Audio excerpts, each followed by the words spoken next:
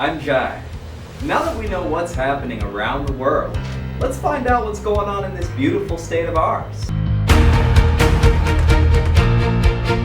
On the update, we like to keep you in the know on what's happening around you. Because maybe you're catching us live on your phone at hyfntv.com, maybe on social media, maybe you're checking us out on our Roku channel at home. Maybe you're going back and checking out our old episodes on demand. No matter what, it is our mission here on The Update to break down the news in Arizona in the most relevant and meaningful way for our viewers.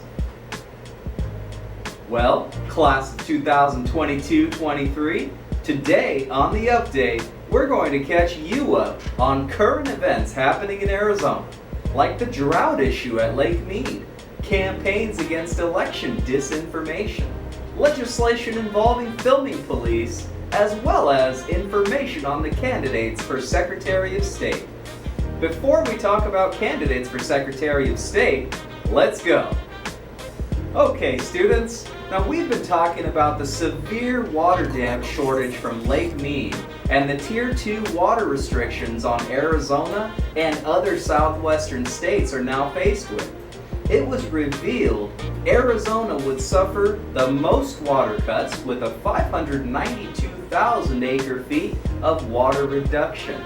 This move has triggered some cities and tribes to change how they save water. For instance, in August, the Gila River Indian community began storing water underground, rather than the normal contribution to Lake Mead's conservation programs. And this movement has been noticed and potentially joined by a few cities throughout Arizona, including Peoria, Glendale, Tucson, Scottsdale, and Phoenix.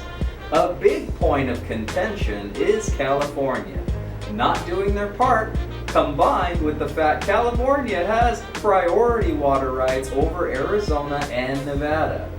Each year, California is allotted 4.4 million acre-feet of water, while Arizona normally receives 2.8 million. But being at a Tier 2 reduction will receive just 21% of that. Meanwhile, California has not yet been required to reduce their allotment and won't be required to unless a Tier 2B is reached, and then they would lose 200,000 acre-feet, still well below Arizona's reduction at a Tier 2.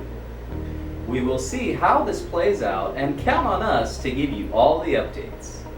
Now, we discuss politics on The Update and make sure to bring you non-biased information. We are not right, we are not left. We're here, in the middle, telling it like it is, so you are able to decide for yourself how you choose to vote. Seems simple enough. Now, unfortunately, the spread of misinformation, thank you social media, has run rampant, and states all over the US are fighting back, like North Carolina, Ohio, and even Arizona. Public outreach campaigns have been started to educate citizens on the procedures of elections. Officials are fighting back and responding to inaccurate Facebook and Twitter posts. Remember, students, just because you saw it on social media does not make it accurate. Remember to do your due diligence. That means when you come across something, research it. Find out for yourself. Do some digging. Don't just assume someone or something is correct. Now, of course, you can always go to hyfntv.com to find out the latest, most reliable election news. And finally, we talk about legislation Governor Ducey. He signed into law on July 6, 2022. This new law, which was scheduled to come into effect September 24th, required Arizonan citizens to be a minimum of 8 feet away from police officers while filming any interactions, and also required the officers' permission to video them. The legislation was struck down by U.S. District Judge John J. Tucci this past Friday, preventing the law from being enforced. The move was controversial, with the American Civil Liberties Union, or ACLU, noting it violated the First Amendment. This is what we've got for Arizona Updates today. Stay tuned. When we come back, we will be discussing the candidates for Secretary